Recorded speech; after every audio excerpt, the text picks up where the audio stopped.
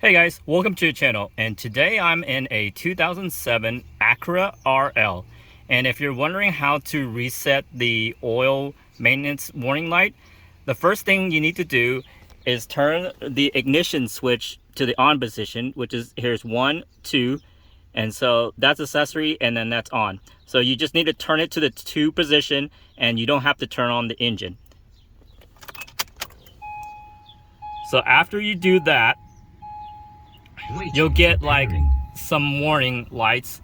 Let's get to where the oil, if it's not on the part where it says that you need to change the oil, you can hit the up and down arrow, and on the little computer in the speedometer, let's try to get to that, you hit the select reset button, and you can see how it says change oil, and it's 999 miles.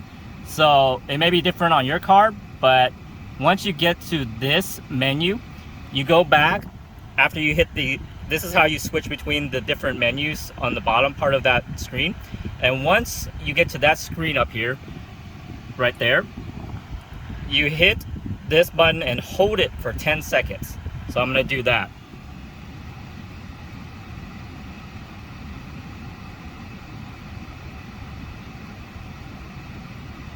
Waiting for pairing. And then this menu will come up and it says oil life reset, and you can use the up and down arrow, and I believe when it's highlighted white like that on the reset on the top part, you hit the select button again, and it says oil life 100%. So it resets your oil life back to normal. And now you have reset the oil maintenance light on a 2007 Acura RL. Thanks for watching.